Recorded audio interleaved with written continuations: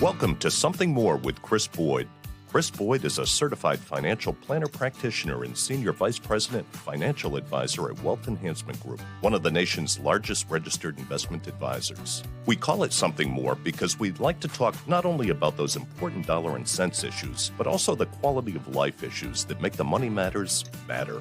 Here he is, your fulfillment facilitator, your partner in prosperity, advising clients on Cape Cod and across the country.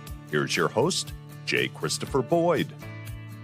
Welcome, everybody. Another episode of Something More. I'm here with Jeff Perry and Brian Regan. We are all of the AMR team at Wealth Enhancement Group, and glad to have you with us. It's been a bumpy ride in the markets with all that's been going on with tariffs, and so we want to continue that conversation. Last week, we talked a little bit about this, and past week, it's been all over the place with the range of possibilities. Sharp declines yesterday. It's Thursday for when we're recording this, around near 11 o'clock. As we had yesterday, the president had a tweet. Bye. Yeah. And apparently that was the message, and ultimately a postponement, 90-day delay on the imposition of the tariff plans. There's a feeling of chaos for investors and just how this is really going to be implemented. There's nothing's going to change. No, wait, we're willing to negotiate. We don't know where to put emphasis on some of this stuff, right? There's a lack of clarity around some of it. We used to talk about like presidents and administrations like floating ideas or messaging, or and all the analysts were reading between the lines and trying to. Before policy was clearly defined, there'd be the there'd be the thoughtful analysis. Those days are gone. It is impossible to keep up with the news cycle at the moment. Quick review. I mean, I think we can go over a couple of things. April 2nd was the day that information was released on sort of this tariff plan that would take effect within a few days, and then to be done on the 9th. And then at this point, as I understand it, all of that is suspended. Is that what you guys understand? It is it's paused, except for China. Except for China. Yeah. China seems to be its own animal in all of this. Without a doubt. What we've seen is so various layers of tariffs and the expectation of reciprocal treatment certainly from like the EU. We've obviously seen that with China, as you were alluding to, where, I mean, the China situation, just real quickly on that. I mean, last I saw, there was again, there probably will be a deal and who knows, but the last I saw was something like 125% or something. 124, I think I saw, yeah. Brian, before the show, you referred to that effectively as, what'd you say? Effectively as a... Yeah, I call it effectively a trade embargo. I mean, I don't think we're going to be doing any trading with one of our largest trading partners. So, it's kind of interesting that we have this 90-day embargo, except for, the big elephant in the room. We're just going to ignore it. So, I think that was lost on the market yesterday, and today it seems to be remembered. As NASDAQ's down 3%. Yeah, that makes sense, Brian. I think that's probably right. So this release of information was a shock to the markets. That's why there's been so much volatility. A lot of or a lack of clarity has created these wild swings because people are unsure what the rules of the game will be and how does that impact how I should invest, what's going to happen with the economy, what's going to happen with profitability, what's going to happen with jobs and so forth, inflation and so on. And so this has created this environment where we've seen a lot of disruption in both stocks and bonds in various circumstances. Jeff, I want to come back briefly to something that last week we were talking about. At this Rose Garden event, they revealed this chart, and it was really interesting to see how much tariffs are with all these other countries. There was some footnotes to the chart, apparently. Yeah. So as it turns out, that was fiction, because it was not really about tariffs. It was not pure tariffs, right? It was about other things as well. Yeah. And one of the things I wanted to bring out, that apparently part of this relates to the Trump administration, I think, perceives trade imbalances, trade deficits, as inherently bad. And he does. He says he does. And so that's the scope of what I wanted to come back to. I tried to, I had this recollection. I had a similar conversation with Jeremy Siegel, a guest on our show at one time, Professor Jeremy Siegel, esteemed economist. And we talked about the very issue back in 2016 about whether or not trade deficits were inherently bad. So I just thought I'd share for a minute what was on our show in March of 2016. This is very important when you talk about trade deficit. Basically, when we're buying other people's goods, we give them dollars. And they can either use those dollars to buy our goods. Now, if they did 1-for-1, yes, we wouldn't have a trade deficit. But when they don't buy our goods, guess what they buy? They buy our assets. They buy our stocks. They buy our bonds. They buy our real estate, which helps asset values stay up. If we shut off that capital from abroad coming here, you would not have a pretty stock market. So this is not like, oh yeah, we need to stop all those dollars, flowing abroad. Those dollars are flowing back. They're either buying our goods or they're buying our assets, and both of those are very important for us. So a trade deficit in and of itself is not necessarily something we should be in fact, concerned about. We could call the trade deficit a capital surplus. We're exporting capital. They love our capital. That's a great way.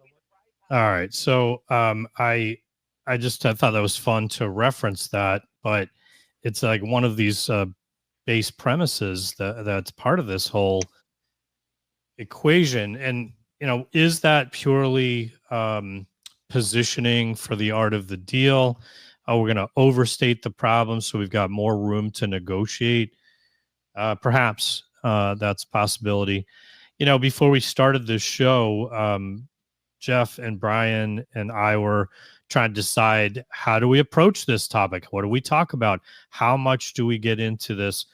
And you both said, well, we want to deal with the facts. We don't want to speculate.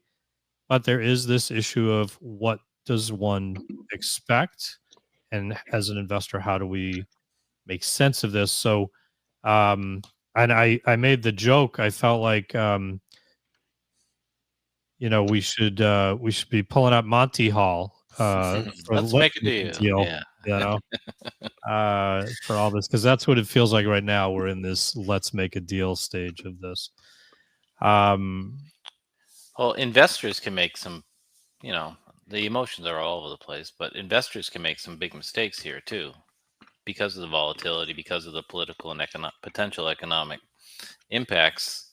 The fear is involved here, or uncertainty, and it can drive people to, make drastic decisions. And I guess the issue is, we don't, again, like your point earlier about in the past, if the government said we're going to do this and laid out a plan, you actually believed they were going to do this and what they said they were going to do. Or at least there was time to, maybe I didn't always believe government, but at least there was the time to think about it and weigh it and think about what sectors may benefit, what sectors right now harmed. I don't know that you have the ability to actually believe if we're going to have a 25% tariff or 125% tariff, whatever. You just don't know that that's actually going to happen, because it's a lot of chaos right now. You don't know that it's actually a proposal either. That's the problem. You don't know that is actual government projected It's been policy. stated as such, but yes, But you don't know sadly, it I is. agree with you. Yeah. What the government says, you don't know, you can believe, or in this case, what the president says, you don't know, you can believe. What his press secretary says, you don't know, you can believe, because Well, they're all saying one something day they're different. saying nope, there's no room for negotiation. Right. The next day they're saying, hey, we've decided to, or we're not going to. This is not a deal. There's Mhm. they're talking out of both sides of their mouths. You don't Intentionally know or not, we don't know. Right. So what's the impact of some of the policies that are expressed would be very significant, very dramatic. How to position would imply one thing. Mm-hmm. If that's not going to be the case, it may not be. However, I do think we have the reality, and Brian, you talked about this in a newsletter that we're sending out to clients shortly. Some of this may have some lasting impact on brands. And I mean, I think this is one of those things where, trade will not, will the United States be seen in the same way as a trading partner or not? Will there be lasting consequences? I worry about, will this have consequence on the appeal of our assets, as was just described by Professor Siegel, but even with treasuries and the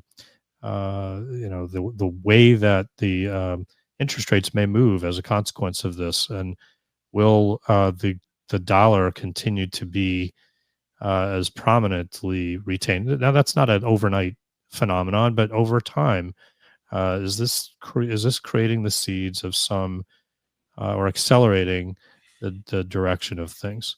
That's speculation. I get that, but that's the worry, I think, and that those are the kind of things you can't help but start wondering and worrying about coming out of this. Brian, you made the point, though,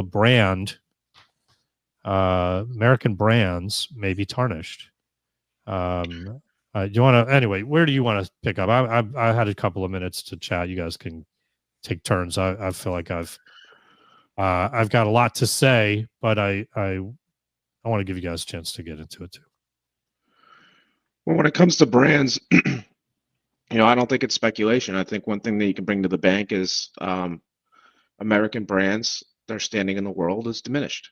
You can argue about degree of how diminished it is, but to me, there's no doubt, and that means that the earnings power going forward is reduced, which is not a good thing, right? That seems pretty obvious to me. Whether this gets resolved quickly or over time, I think that's a fact. Mm-hmm. You mentioned things like trade deficits and Jeremy Siegel talking about capital surplus, right? Well, this is another great example, right? We export dollars, and there are euro dollars, and there are dollars sitting at Federal Reserves, central banks across the world to support their currencies, and maybe that the Treasury standing is diminished. And I think there's good evidence of that. You called me yesterday and you said, what is going on with interest rates? They were extremely volatile. Right. And I said, I think I basically said this isn't surprising to me because this is chaotic and it's reacting to chaos. We have both an inflation shock and a growth shock at the same time, and the market's not sure how to discount that. And in addition to that, we're not sure foreign countries are going to want to hold our assets anymore, to Jeremy Siegel's point. So, that all creates an extremely, extremely volatile situation. So we're sitting here and the question is, what do we do? Mm-hmm. Do we respond? Do we do anything? My general reaction when I'm not sure what to do is to sit on my hands and do nothing. Mm-hmm. And every Thursday afternoon, I have a call with other members of WEG that manage portfolios, and we talk shop basically. And the last week, people said, "What are you buying?" I said, "I'm not doing anything. I'm sitting on my hands.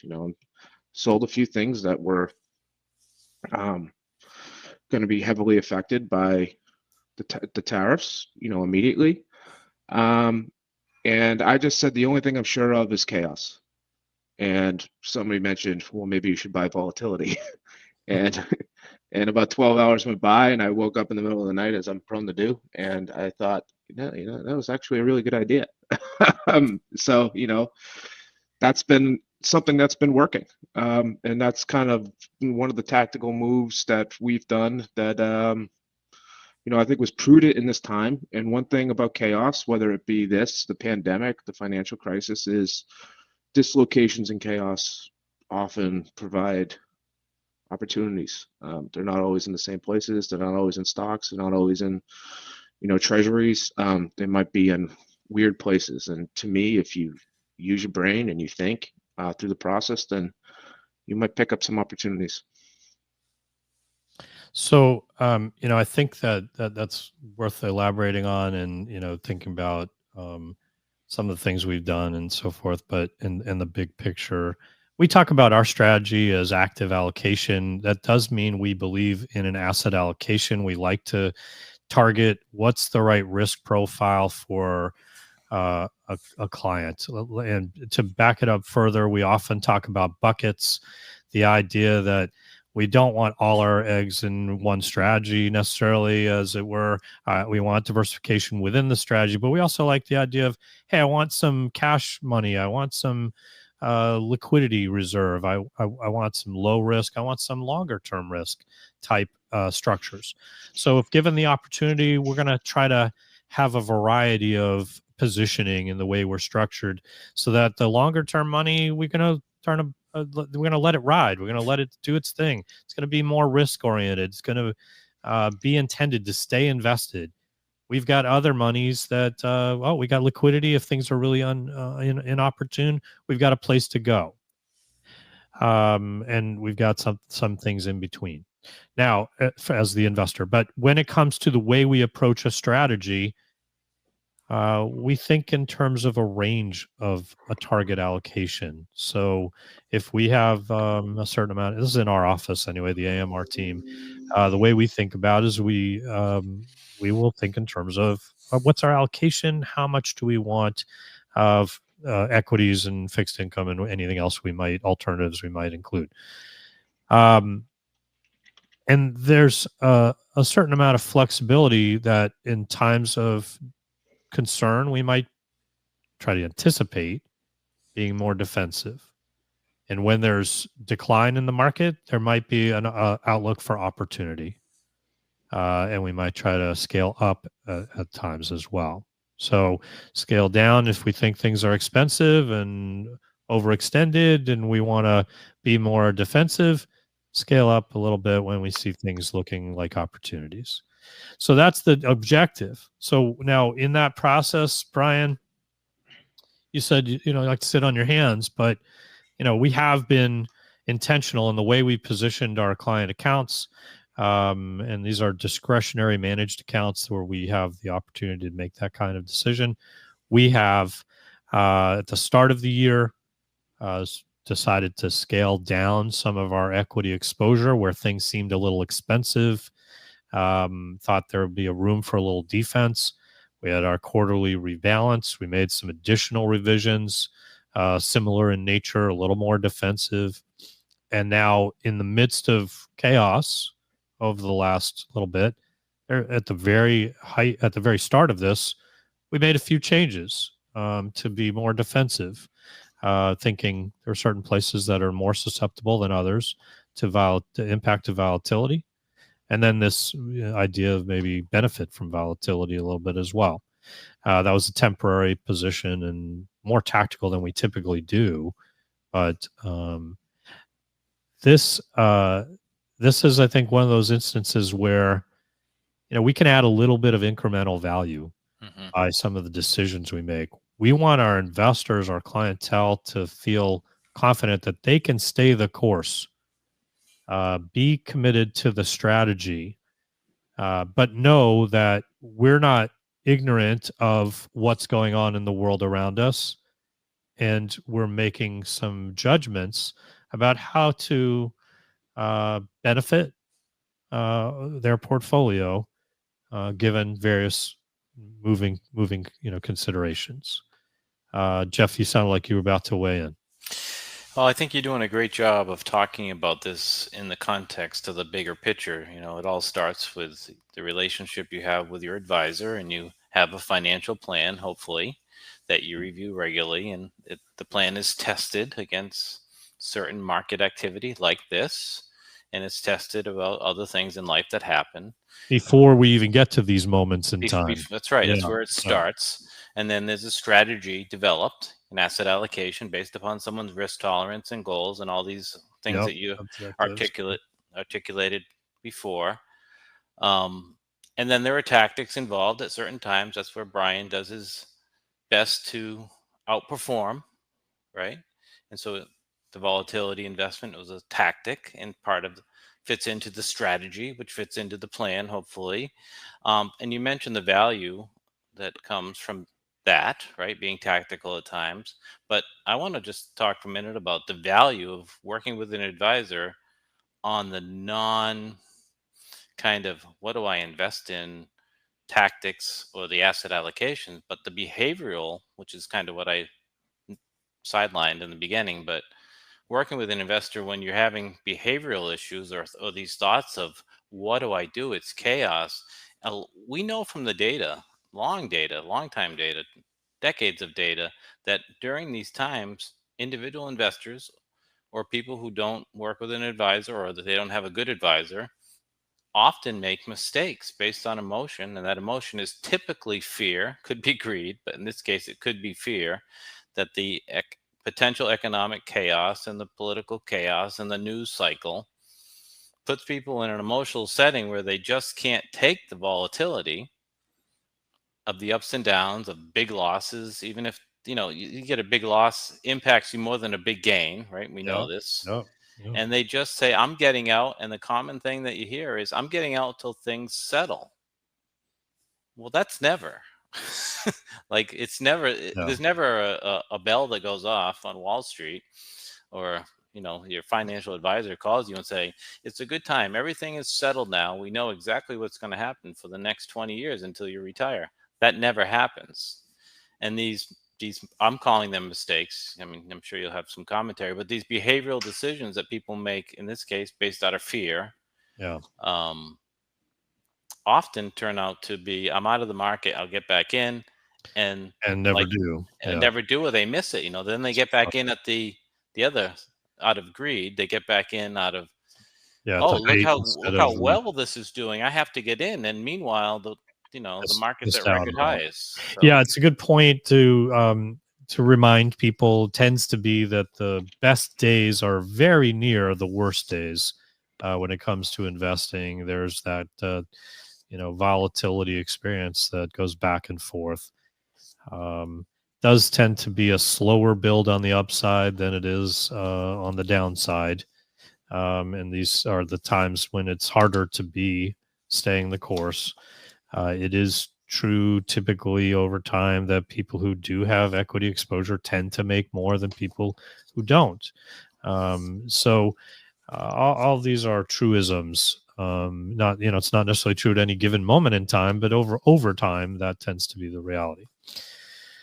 So I guess what I wanted to just say is, like, yes, it's true, let's stay the course, but know that for our clientele, we're doing things to provide incremental value that is helping along the way.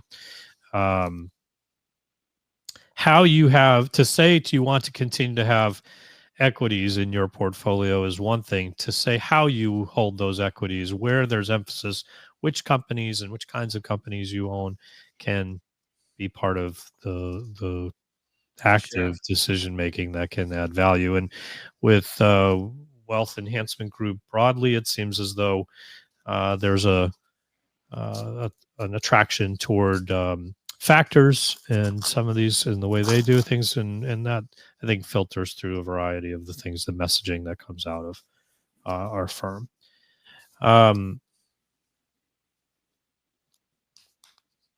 When it comes to this question of a 90-day reprieve or whatever, We don't know it's going to be 90 days, but that's what he said. Right? Yeah. Good Lord. Okay. But yeah, I follow your point. In the mystery of how one should interpret what's being provided from guidance from the government as to what they're actually doing, I guess the question becomes for an investor, if I feel as though I'm positioned improperly, shouldn't I do something? And I think that's the bigger challenge, that it really should be in the context of this financial plan.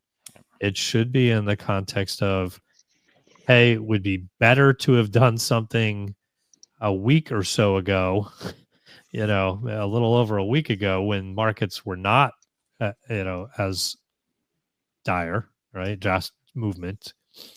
And to your point, Jeff, I think, that it might be at one of these kind of moments where, for people who do have a diversified investment strategy, it may be better to, and I think Brian said the same thing, sometimes you're better off to just sit and wait and see how this moves. What are the what are the realities of this going to be, rather than trying to overthink it and possibly make a bad decision. I will say that is based on an assumption.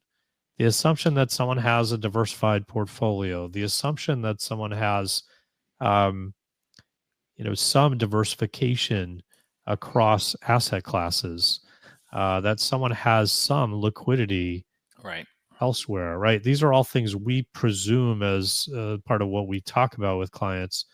And I will say, one of the things that's been helpful in dealing with client anxieties is to pull out that financial plan and say, well, let's look at how things look now. Hey, you still have a plan that works. Let's stress test it from here. What if things go down X%? We can run a review of what are the probabilities of success even under that kind of a scenario. So that can be comforting to people to see, oh, okay.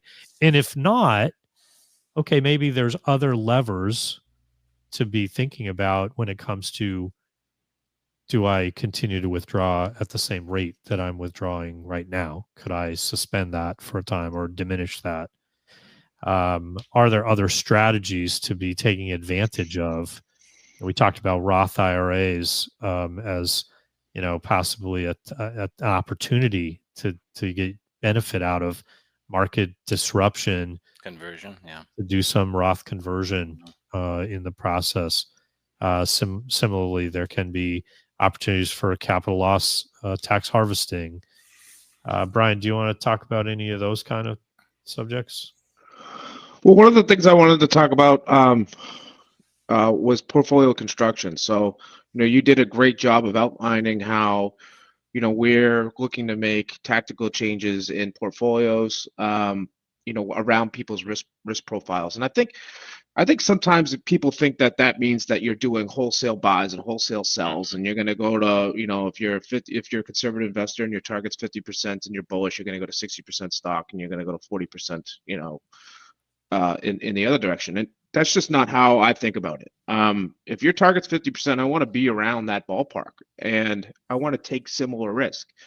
So if you want to protect on the downside, you can protect on the downside, but you have to know that you're probably, when you do something like that, underweight stock, you're probably not going to participate in the upside. And this is a pretty unique situation, right? Where we know that the market's going to react bigly on tweets, right? Is bigly a Trump word? I think that's a Trump. Hugely. Yeah. Hugely. Huge. So, we got to keep that in mind. I mean, yesterday, I think the NASDAQ was up 12%. The S&P 500 was up 9.5%. And if you are all out or severely underweight or nowhere near your target, you just didn't participate, right? So the goal is, when you're protecting on the downside, to try to participate in the upside, which is naturally a difficult thing to do, right? Yeah.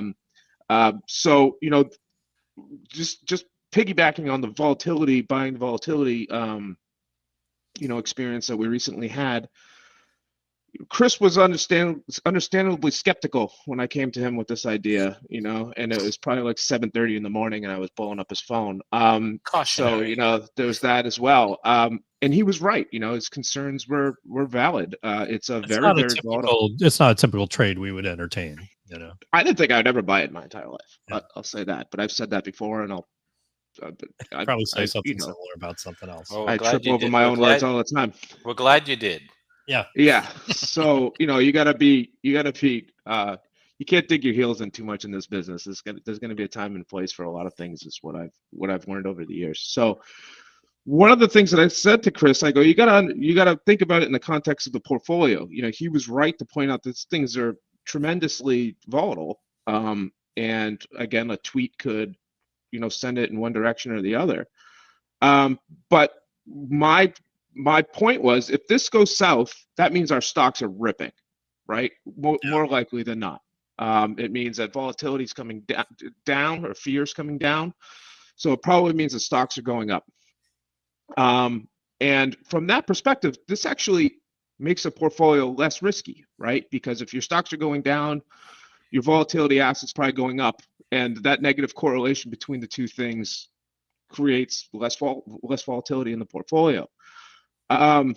So that's how I got him on board, and I'm glad I did. But we also talked about it in specific parameters, not a forever kind of position. I think one of the challenges with these types of positions is that it's done with futures inside of it, and it's done in a way that's often reset daily, and it's not necessarily the kind of position. I would just say as a caveat, investors should be sure to do their own research, talk to their advisor. If we're their advisor, be sure to make sure when we do things, we want to make sure we're doing things that are appropriate for your risk tolerance. In this instance, though, my point ultimately, all the caveats with the compliance things there, but in this instance, it was temporary and with a specific purpose in mind, an uncorrelated asset in a very specific moment in time. And we had a target for in and out. So I think that's relevant when you do these kind of things. There can be, if this is a prolonged position, there can be some erosion of value just inherently with this. And we're not espousing this for other investors. No, but it's a great example of how, in the context, I'm not going to repeat everything I said, but in the context of the plan, the strategy, that the team here, Brian specifically, is making tactical moves to try to take advantages, as we've talked about, opportunities that aren't obvious, right, to the current situation. So I think it's a good time to make the point that there are tactical moves made with inside this overall strategy. Another thing that we did is on the morning of April 3rd, we wanted to get out of small cap, and we got into high yield. Now, high yield's not going to participate as much in a rip-roaring rally. We did not participate as much on April 9th than we would have if we had small cap, but we protected on the downside to a very big degree. So that's something where I knew I was taking some risk off the table, but at the same time, the way spreads and rates were, I thought over the long term, a 9 to 10% return on that asset would be a reasonable expectation, which is in line with long-term stock returns. So in my mind, I'm getting stock-like returns and I'm taking less risk. So that's how I got around to that one. And again, people that manage portfolios at Wealth Enhancement Group get together and we have what's called a macro meeting. And yesterday I was telling these folks that this is what we did and why we did it. And that meeting was at like 11 a.m. and by 2 p.m. I looked like I had egg on my face, right? And one of the gentlemen called me out. He goes, "How's that high yield doing?" And I said, I don't manage these things on a day-to-day basis. Like we think about this as in the long term, and I think getting stock-like returns and bond-like risk is a good trade-off. And today I look like a genius. So it's like day-to-day, you can't think about these things, especially in this chaotic environment. You have to think about what makes sense in the long term still. So, to that point, that's how I'm thinking about allocating portfolios here in the future. in that same meeting, we said we were doing some scenario analysis, and one of the gentlemen that we work with had, 3 scenarios laid out. One was basically a V-shaped recovery where the president changes his mind completely and does a 180. One was a drawn out stretch, and one was, somewhere in the middle. And I just asked the question. I go, guys, what do you think will work in all of these environments? Let's focus our efforts there rather than trying to guess. And I think that is, if you think about it that way, I think you have a better chance of success. Now, by a better chance of success, I mean, I don't mean that you're gonna like score 30 goals, right? I think you might win the game though, right? And there's I think it's more important. I'd rather win the game by 1 goal than lose the game by 30 goals. So that's how I'm thinking about this going forward. And this is probably more of a portfolio construction conversation than most people would possibly be interested in their entire lives. But that is why we do what we do, and that's why I think we have worth as a business. So I think the way I'm looking at this, I phrased the title of the show as what a week, so is it over? Well, the week might be over. Not quite. But the reality is that we're still in this for a while. I think with all that this new positioning of our economy and the use of tariffs and the notion of trade, how we want to position the United States in connection to our trading partners, how much of that we're trying to bring home, how much of that we will try to create a more, maybe artificially, but try to create a more appealing environment for products made in the United States. We haven't had this conversation. Maybe it's something for another day.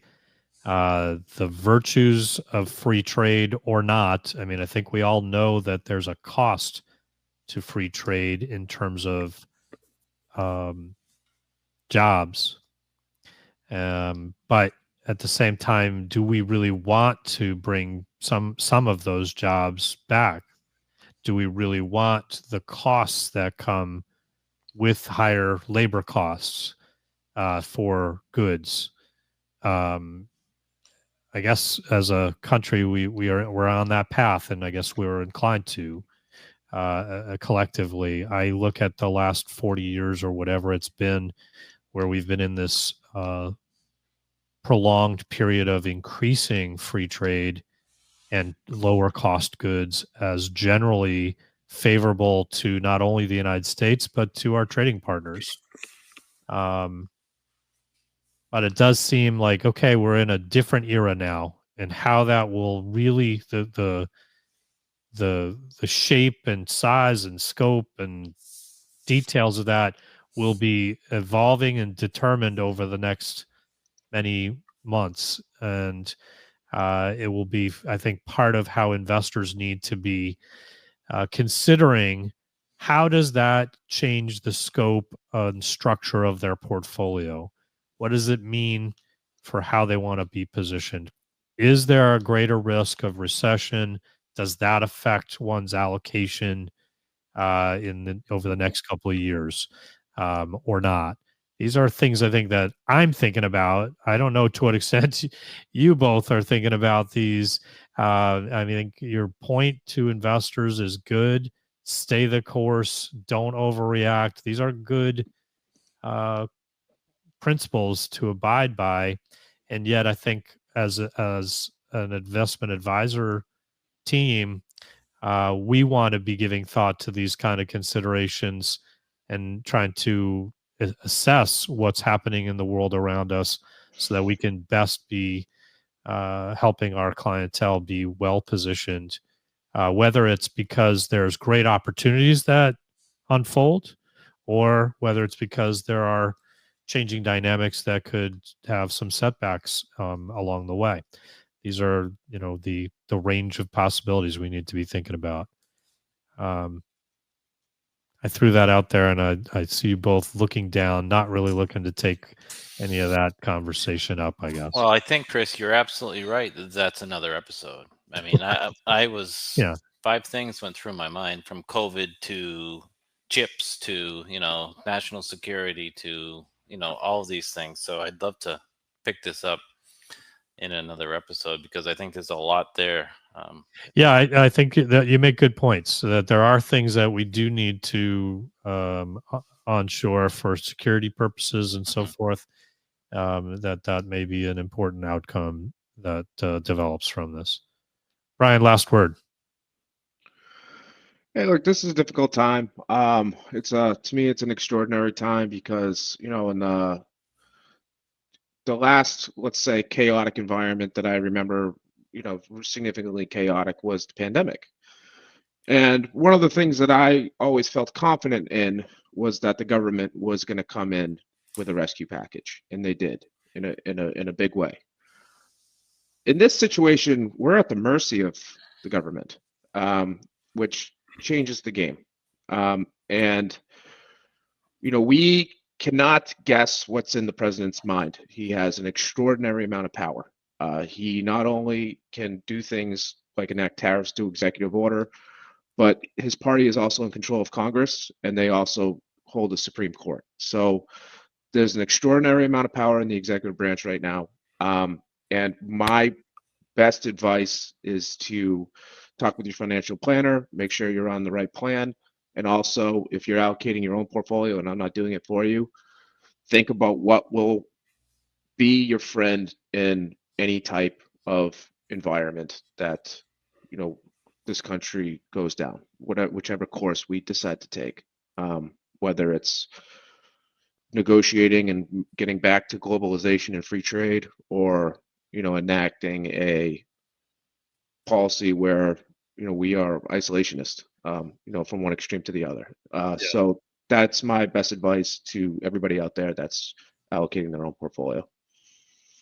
Good thoughts. And if we can be a resource to you, don't hesitate to reach out to us. We're happy to offer a complimentary consultation. We like to start with a financial plan and a review of your portfolio. Sooner is better. Happy to be a resource to you along the way. And please do share and like our show so that you can have others you care about benefit from all the things we discuss from one week to the next. Until next time, everybody, keep striving for something more. Thank you for listening to Something More with Chris Boyd. Call us for help, whether it's for financial planning or portfolio management, insurance concerns, or those quality of life issues that make the money matters matter.